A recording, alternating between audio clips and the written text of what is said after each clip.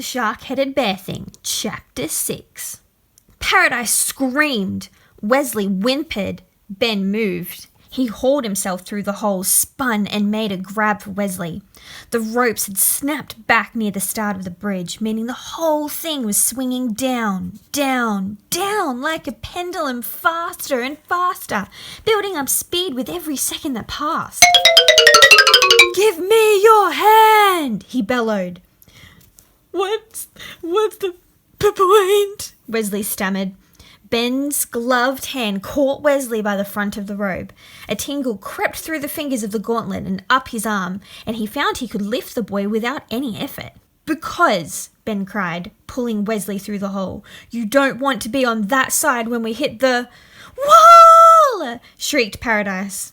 There was no time for Ben to brace for the impact. As the bridge slammed against the canyon wall, his grip slipped and he began to fall. He hit something almost immediately, and it was only when that something started shouting at him that he realized it was Paradise, who had been holding on to one of the ropes. "Oh, well, thank you very much," she said as all three of them tumbled down, the wooden boards of the bridge whipping by in a blur of brown. "Grab my leg!" Ben cried, his voice barely audible over the howling wind and the screaming Wesley. Paradise twisted and threw out an arm. Her fingers brushed against Ben's boot, but then the wind took her again, flipping her over in a full somersault. "Grab my leg!" Ben called again. "I'm trying!" "Well, stop trying and grab it!" They were almost at the bottom of the dangling bridge. Another few seconds and there'd be no hope of survival. They had just one chance. Ben felt Paradise's arm wrap around his leg. Wesley was above him, his billowing robe slowing his descent, but not by much. This was it. It was now or never. With a roar of determination, Ben grabbed one of the planks with both hands. His arms jerked tight. A jolt of pain tore across his shoulders. His grip on the wood slipped, and they were falling once more. Gritting his teeth, Ben grabbed for another plank. The rotten wood flaked away beneath his fingers. Ben flailed wildly in midair, then caught hold of the plank below. It held fast. That just left. "Wesley!" Ben cried, holding on to the bridge with his left hand. He swung out with the right. As the gauntlet touched Wesley again, the tingle in Ben's fingertips returned. He snaked up his arm and through his aching shoulder, easing the pain. His grip tightened. His muscles tensed. And Wesley's descent came to a sharp, sudden stop. "Ooh, ooh, ooh, ooh, Wedgie!" Wesley grimaced. He flapped about like a badly injured bird for a moment until his spiny fingers found the edge of the plank Ben was holding on to. He clung to it like a limpet, his face pressed tight against the wood. Ben stared in wonder at the glove for a moment, then turned his attention back to the situation at hand. "Paradise, you can let go of my leg now," he said. "Grab onto the bridge." "What bridge?" Paradise asked. Ben looked down and realized he and Wesley were hanging from the lowest plank. Below them was nothing but a drop to certain death. "Well, don't just dangle there. Get climbing," Paradise said. Ben turned to Wesley, who had his eyes screwed tightly shut. "Can you climb?" "Climb?" Wesley gasped. "What? Up?" "Well, I don't recommend down," Ben said. Wesley swallowed.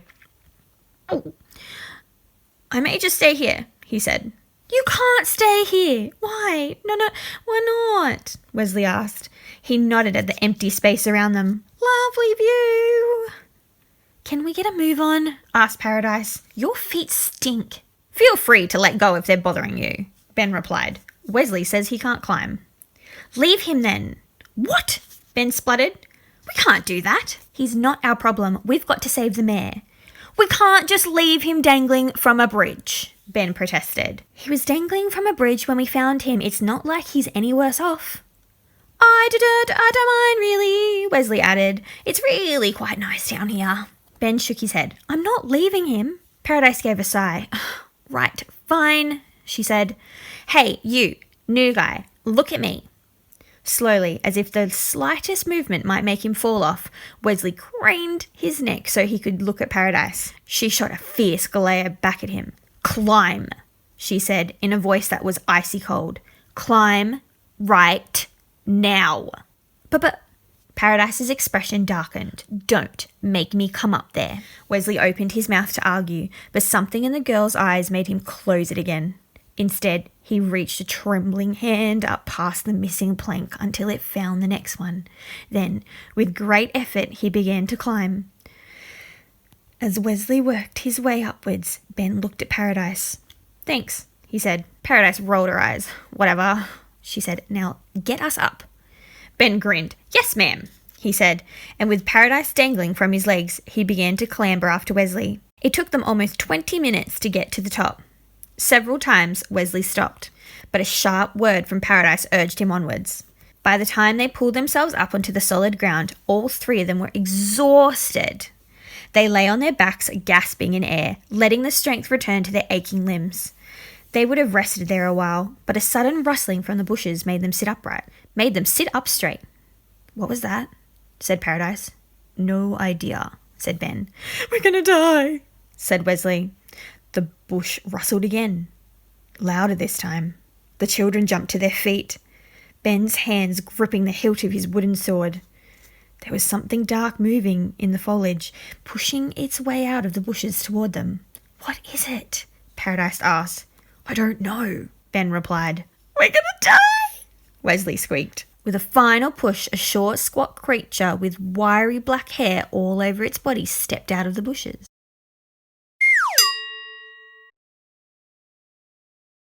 It was whistling tunelessly to itself, and beneath one arm it carried a rolled-up newspaper. The creature stopped when it saw it wasn't alone. It looked at the children in turn, then slowly jabbed a thumb back in the direction of the bush.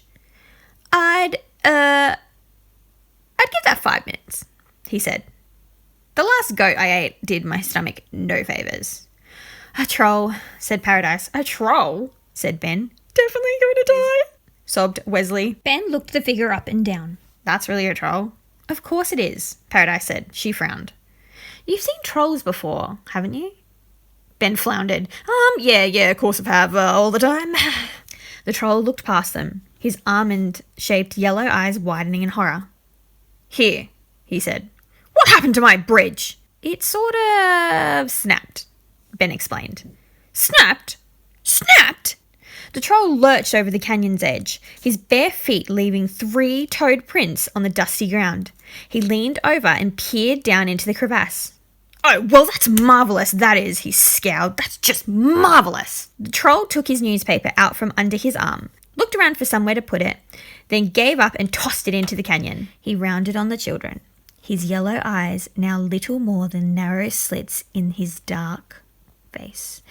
"That was my bridge, and you broke it."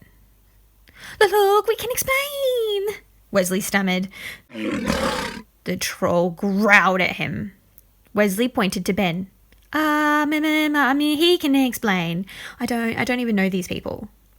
The troll fixed Ben with a glare. A wicked grin crept across his face, revealing 2 rows of rotting teeth. "We're going to play a game," he said. Ben frowned. "What kind of game?" "Is a good game. Is a fun game," the troll said. "Hopscotch?" asked Wesley hopefully. The troll flexed his stubby fingers and made his knuckles go crack. "Nah," he said, and that grin spread further across his face. "Is a little game I made up, what I call burp or death." The children exchanged a glance. "I think we might skip out on that one," Ben said. The troll's face fell away. "You wrecked my bridge," he said. "Either you play burp or death, or I gobble you up right here and now." "So," he snarled, his purple tongue flicking hungrily across his teeth, "what's it to be?"